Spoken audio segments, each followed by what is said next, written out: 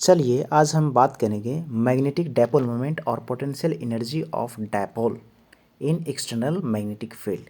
तो सबसे पहले हमको यह जानना होगा कि डायपोल होता क्या है। डायपोल एक दो प्रकार का पोल होता है अपोजिट प्रकार के, यानी कि एस और एन मैग्नेटिक पोल है। इसको एक्सटर्नल फील्ड में जब हम रखते हैं तो इसमें एक बल लगता है। तो सबसे पहले यहाँ पे एस और एन का जो वैल्यू होता है वह सेम होता है लेकिन अपोजिट होता है, यानी कि दोनों का स्ट्रेंथ सेम होता है पर अपोजिट डायरेक्शन में होता है।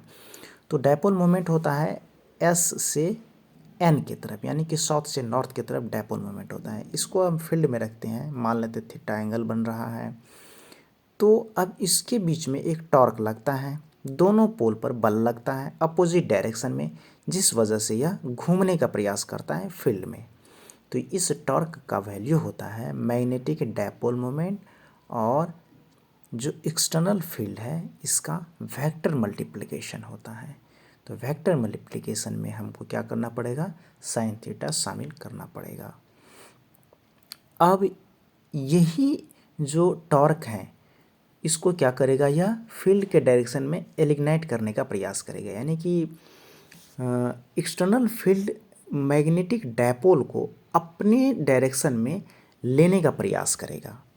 अब इसी के चक्कर में इस पे जो बल लगता है इसके विपरीत डायरेक्शन में, चलिए मान लेते थीटा एंगल बन रहा है, ये फील्ड हो गया, तो इस डायरेक्शन में इसको फील्ड करने का प्रयास करेगा। अब हम एक्सटर्नल एजेंट के द्वारा इसको हम विपरीत डायरेक्शन में एलिग्नाइट करने का प्रयास जब हम करेंगे, यानी कि मूव करने का प्रयास करेंगे, तो हमारे द्वारा एक बल लगाया जाएगा। यह बल इसमें एनर्जी के रूप में रहेगा, यानी कि वह क्या कहलाएगा, पोटेंशियल एनर्जी, इस डायरेक्शन में जब हम करते हैं तब। लेकिन जब हम छोड़ेंगे तो फिर वह अपने पूर्व अवस्था में आने का प्रयास करेगा, पूर्व अवस्था यानी कि फील्ड के डायरेक्शन में एलिग्नाइट होने का प्रयास करेगा। तो चलिए यह एनर्जी यानी कि पोटेंशियल एनर्जी के फॉर्म में जब हमारा एक्सटर्नल एनर्जी रहता है, यानी कि इसको विपरीत डायरेक्शन में घुमाने पर, तो यह पोटेंशियल एनर्जी और का जो वैल्यू होगा मैग्नेटिक फील्ड और डायपोल मोमेंट का स्केलर मल्टीप्लिकेशन के फॉर्म में होगा। इसमें नेगेटिव लेना पड़ेगा हमको, क्योंकि बल तो वही है, कार्य तो वही है, लेकिन उसके विपरीत डायरेक्शन में, इसलिए नेगेटिव साइन लेना पड़ेगा।